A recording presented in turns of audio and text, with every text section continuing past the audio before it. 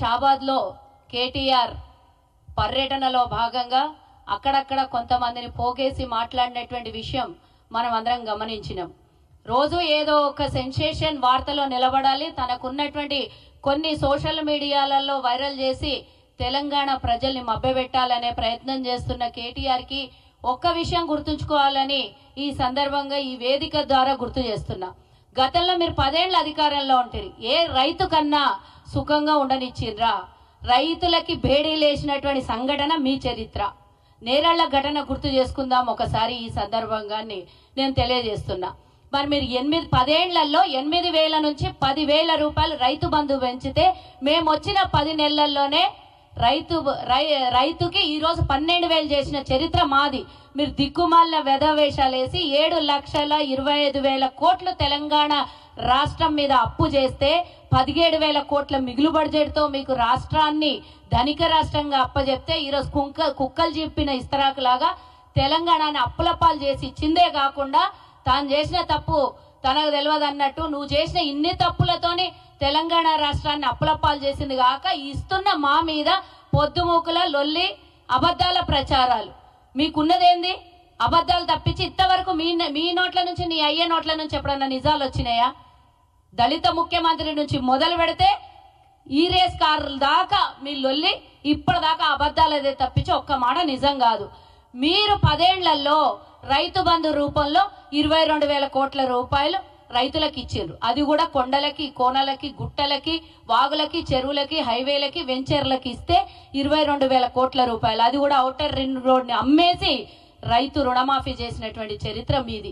మేము ఏమీ అమ్మకుండా 7.5 లక్షల కోట్ల రూపాయలు అప్పు చేసి వదిలిపోయిన మీరు ఈ రోజు మేము 21,000 కోట్ల రూపాయలు మీరు 10 సంవత్సరాలలో చెయ్యనటువంటి ఏ ఒక్క ఇంత పెద్ద ప్రాజెక్టుని మేము 10 నెలల్లో 21,000 కోట్ల రూపాయలు రైతు రుణమాఫీ చేసినాం. మేము ఏకకాల రుణమాఫీ. నీలాగా వడ్డీలు 25,000, 30,000, 50,000 కట్టి అస్సలు దాన్నే పెట్టి మేము వచ్చిన తర్వాత ఆ భారం అంతా మా మీద వదిలేసినటువంటి నీలాగా చెప్పిన మాట ఆడిన మాట తప్పేటటువంటి చరిత్ర కాంగ్రెస్ లో లేదు.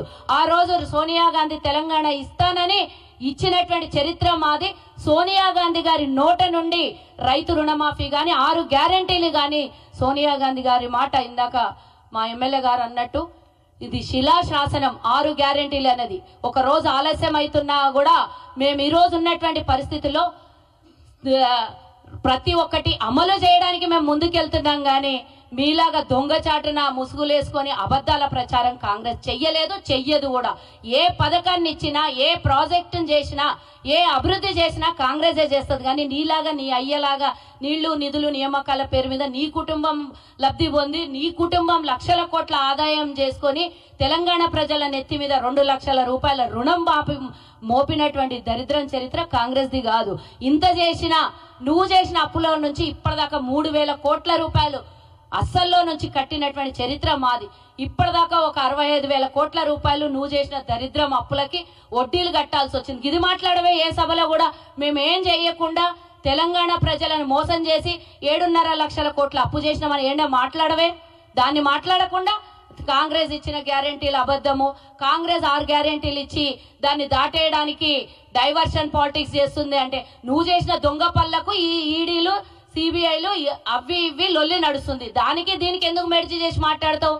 నువ్వు డైవర్షన్ చేసుకుంటా నువ్వు ఈరోజు రేపో మాపో అరెస్ట్ అవుతావనే భయంతో ఆడాడబోయి సభలు పెట్టి దాన్ని పబ్లిక్ డైవర్షన్ కార్యక్రమం నువ్వు తీసుకొని చోరాకే కోత్వాల్కో అంట కాంగ్రెస్ పార్టీని తిట్టడం నేర్చుకున్నావు. నువ్వు నీ పార్టీలో ఉన్నటువంటి కొంతమంది, నీ చెల్లెలేమో బీసీ లొల్లి తీస్తుంది, నువ్వేమో 6 గ్యారెంటీల లొల్లి తీస్తావు. అసలు నువ్వు చేసినటువంటి అప్పు నువ్వు నీ అయ్యా దోసుకున్నది అందరిది కాలర్ బట్టి వసూలు చేస్తే తెలంగాణ ప్రజలు అసలు దిక్కు దోచకుండా తెలంగాణ నుంచి కాదు, భారతదేశంలో కాదు, ప్రపంచంలో బతకడానికి కూడా అర్హత లేనటువంటి నువ్వు కూడా వేదికల మీద మాట్లాడితే సిగ్గుపోతుంది.